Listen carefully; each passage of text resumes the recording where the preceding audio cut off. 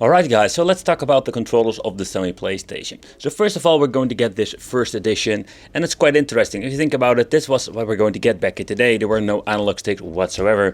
Then we had like the improved edition. This is not even, I think there wasn't even the DualShock, it was like the analog. I can still remember playing some Descent with this. It's freaking awesome, it was mind-blowing. But did you know that also Namco made some weird looking controllers? Yup, this weird version. This is what we're going to talk about today, and we're just going to play and just see how actually does this thing work and is it any good. So stay tuned, let's go.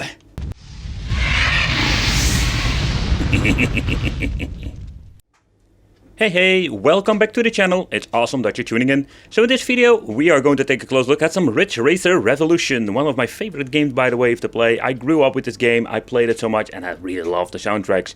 But I never owned back in the day this controller, the Namco, if I'm saying it correctly, the NeoCon or something like that. It's a quite weird looking controller, and one of the features was unique. You can twist it like that. Like, who came up with this? And I find it a quite interesting piece of technology, and that is the reason I wanted to check it out here on the channel.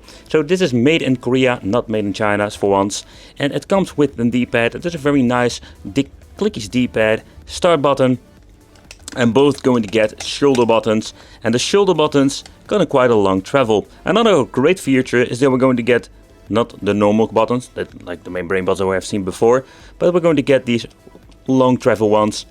I have seen them before on different products I've reviewed here on the channel, but like this thing has a lot of cool features, and we just need to try it out just to see what we're going to get. But we're going to play mainly Ridge Racer Revolution. I tried the controller before. I also did a fixing video that we're going to implement in this video. Oh, the quality of this part will be slightly, let's say, less than what I'm usually having, because I recorded it like more than a year ago. I have this thing for a very long time in my collection, and I finally got the chance to do this freaking review. Okay, so the Ridge Racer game was an amazing port of the arcades. I don't know if you ever played it, but I think this game was just amazing. I don't know what happened, because look at this disc. I don't know what happened with the previous owner, but doesn't affect the gameplay itself because the disc works fine. Yeah, so Ridge Racer Revolution. I don't own the normal Ridge Racer game, or I think I have it laying around. So that's the reason I wanted to use Revolution, just to see what happens. Okay, so let's plug in the controller. Not going to use a memory card today. Let's open it up. Let's put a game in, and I'm just so curious like how it is actually going to play. I tried it out a couple of times, but I can say didn't have like a great experience with it, so let's try it out. Let's see how it is today.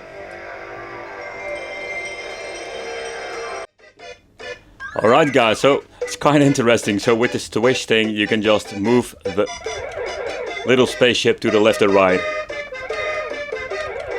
But I also can still use the D-pad. I love that song, by the way. So let's boot it up. So there were quite some interesting features with this. Okay, so let's go to the option, because this game has been configured especially for this controller. Okay, here you can see, like, I already noticed that the controller has been set in a different position in type A, and we can reconfigure it here. Even when you're going to twist it, you can see it moving. It's pretty cool. So then we're going to get different options. So we can use the D-pad for shifter. We're going to get accelerate and the brake with the big buttons over here. So let's see, also we're having shift down. We can use it with the shoulder buttons. Let's see where I can change that more. View, brake. But somehow it seems to be getting accelerate is over here. So mostly like the long red buttons that we're going to get the brake and the acceleration. So let's see, we can put the acceleration on the right over here, and then we're going to get the brake on here. So we're going to use the first play, we're going to use both of the shoulder buttons just to see how that works out. Oh man, this is such a weird experience. Oh! It goes all places. Okay, so this is a super sensitive weight.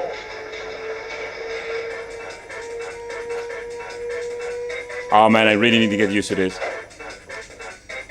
But the first part of the travel doesn't do anything with the shoulder button. Now we're having the brake. Let's see if we can do the sliding. No, I don't have any speed for it.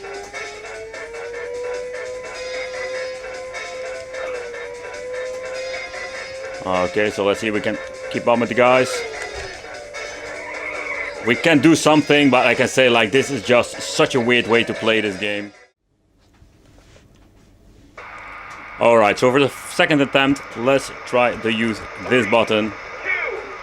Or the big red buttons, just to see for fun how it plays.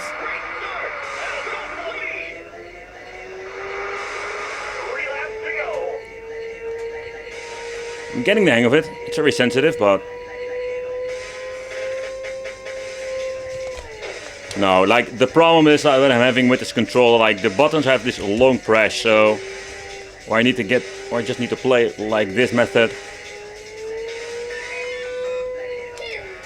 No, that is like freaking unplayable. I personally prefer using normal membrane buttons, or maybe you need to play a very long time with this controller to actually get this thing under control.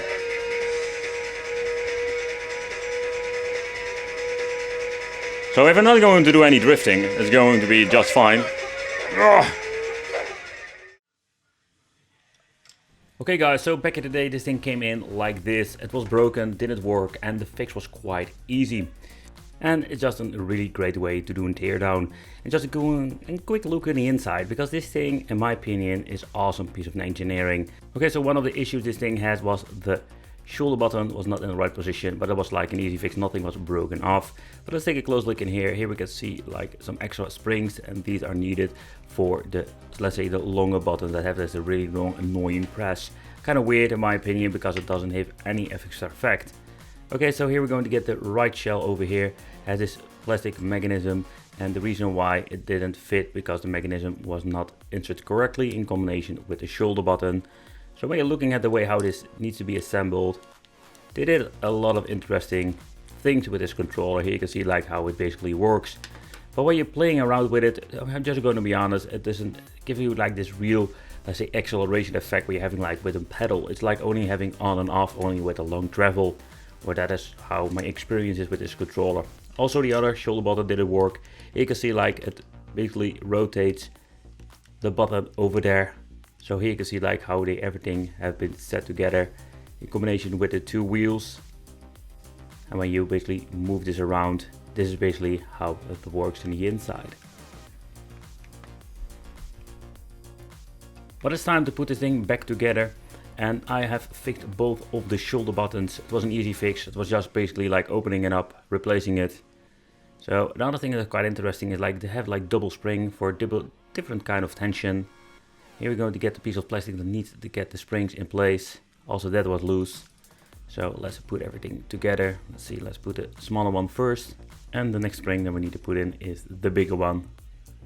Alright, so that is the way how we need to assemble it. And we're also going to do it with the other one. Oh man, what a nightmare is this. Ugh. Okay, so let's put this half together. Okay, the shoulder buttons seem to be working just fine. Both those buttons also work. Okay, so let's get myself some screws and let's put these things back into place.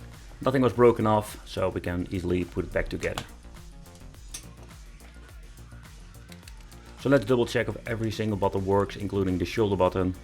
And then we're going to need to put the second one in place. Like the mechanism I was showing you before, it goes over like that. So we need to push it down, and then we can basically get the shoulder button back in place. So let's see if we can fix it in the first attempt. Alright, so yeah, let's put this boy down. Alright, let's get the shoulder button in. Let's clicker beneath the button, and that's it. Okay, next all we need to do is fit in the second shell. Let's see if everything has been positioned in the correct place. And that's it. Alright, so that needs to be the way how everything needs to be assembled. Alright, so let's get the second one assembled. Okay, so let's get the 3 screws back in. And I don't need to forget the other one on the other side. And then we're ready to go, and everything seems to be working as it should be. So let's get the last screw in and double check everything if the shoulder button both work fine in combination with all the buttons. Yep, all the mechanisms seem to be working fine. Alright, so that is how this thing needs to be assembled. I always wanted to try this controller out as a child and I could never get it because these things were like freaking expensive. But nowadays, with $1,000 they are affordable. Of course you can find them in very mint condition and they are getting really expensive now. But it's such a weird experience, something you just should try for yourself. But is it something like you would play every single day? I don't think so. Let me know what you think of this. I want to thank you for watching. Consider subscribing, hit that little bell, become one of the Wicked family, and I will see you in the next video.